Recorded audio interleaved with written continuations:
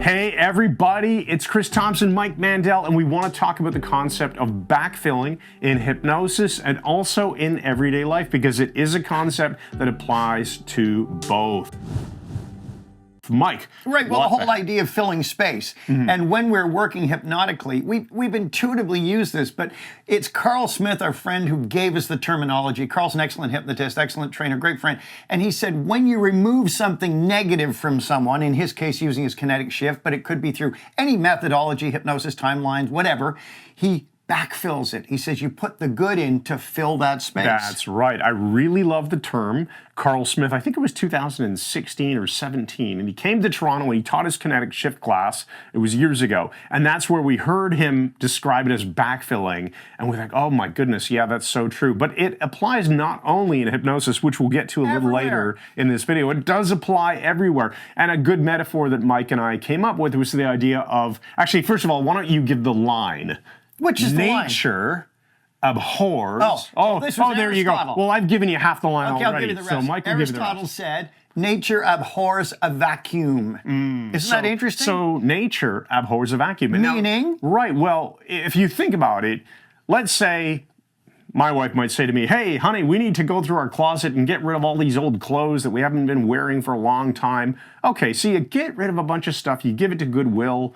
Now you got a bunch of empty space in your closet. And guess what happens? People do? They go, oh, I got all this space. I should buy some more stuff. They buy clothes. Yeah, or let's say, similarly, she goes, kind of getting sick of this sofa and this chair. I think we should get rid of this stuff. All right, well, now you get an empty room. So the next thing you do is end up going and buying new furniture. The idea being you're replacing something that wasn't fulfilling for you, something that was maybe even negative. And so let's say you have, similarly, let's say you have a negative friend in your life. Not a friend, a frenemy. A friend that is negatively contributing. Right. We've talked about firing people from your lives. What do you do once you clear that junk out of your life? Well, you probably make new friends. Yeah, so, you want to put someone else there. The whole idea of a junk drawer. You do a cleanup. You got a drawer full of all this stuff. And you go, okay, half of this I don't need. Old paper and things and ballpoint pens that don't work anymore. You throw them out. Now you got a nice clean drawer. You've got space to put good stuff that you're going to use. It's the same concept. Exactly. There is no difference. It's exactly the same thing. So what that does is it leads to the topic of empowering questions, which is something that we have taught about in the past. I'm sure we've got a YouTube video on this that maybe we can throw a card up here at this moment to talk about empowering questions. But what would be an example of some empowering questions that people could use to aim their reticular activating system at eliminating crap from their lives and building new stuff in, and then we'll talk about how hypnotists use this. So reticular activating system, that which we notice, the reticule of our life, we tune it by asking questions, and the unconscious generates answers. So we ask the right kind of questions. Right. So say somebody has a messed up life, they could ask an empowering question like, what will I do today to remove from my life the components and people that are toxic or useless?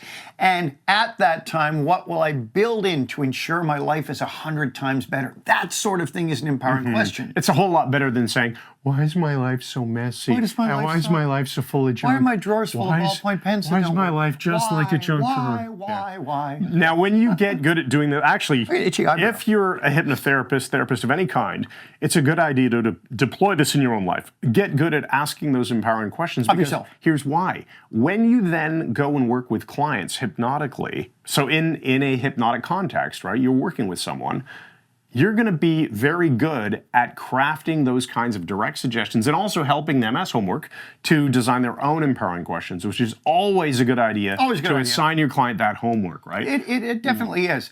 And you want to interview someone first when you're working with a client. You're going to find out what they want to get rid of, and you're going to plan a way of topping them up with positive stuff at the end of the session. Now, one thing we like to do comes from Dr. John Grinder's Chain of Excellence, where you have your performance in anything is determined by the state you're in, and the state you're in is affected by what your physiology is. If you're like this, or are you standing tall and feeling relaxed, and on top of that, above physiology, is your breathing. We shift breathing. We breathe slower, more fully through the diaphragm, into the lower parts of the abdomen, it changes our state powerfully. So this is a great thing you can do along with direct suggestion in hypnosis that I was going to get to later, but let's tie it together now. Right, because once you, let's say you've used a hypnotic intervention of some sort, you've fixed some negative thing, you've gotten rid of a problem, you can now install with the breathing changes. By the way, try your very best to take a nice deep breath while slumping. It's like, of course it's not natural.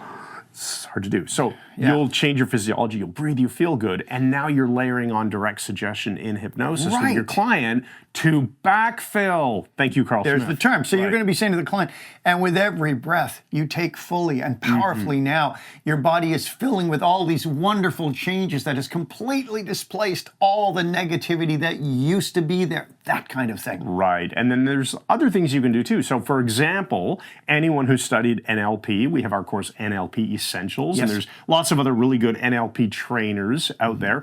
Well, we might think of something like modalities or submodalities. So a modality being the visual system, for example, and somebody might represent a problem with a color, like, oh, it's a rusty brown.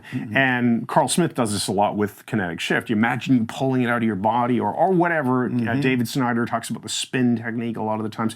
You can change these things. So if you change a problem. Oh, Voxer's going off on my phone, which is hilarious at this very moment. So we'll just use that as a natural pattern interrupt to come right back to the topic we were talking about, which is if, let's say, you instruct somebody to that emotional discomfort that you had in the past, what color was it? And they go, oh, green, or at that moment you take it out. What would you rather have in its place? Change it to something better, put it back in, and fill that space. Remember, Chris, when I got rid of the guy's headache walking out of the community college in Northern Ontario, and he had the headache, we took it out, the color, changed the color, and put it back in. His headache disappeared. Oh, this guy just got rid of my headache. That's backfilling. We take out the bad stuff and we put in the good stuff.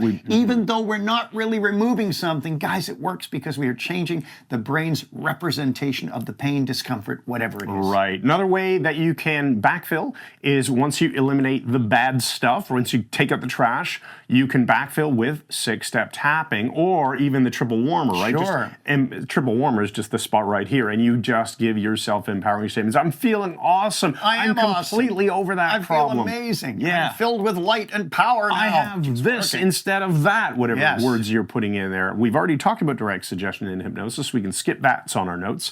And Thanks for admitting it. That's pretty much a wrap. So summary edition. Give me a 30-second summary. The summary is whenever you take something negative out of someone's life, physical pain, emotional pain, a habit they don't want, replace it with something positive. That stops it from coming back. Even in mindscaping, we do this. We take out an object that's evil and horrible. We put a marker in its place, like a plinth or a plaque or something to mark the change, and then it never comes back because we backfilled it. That's it. All right, everybody. This has been a video from Mike Mandel Hypnosis. Backfilling Central.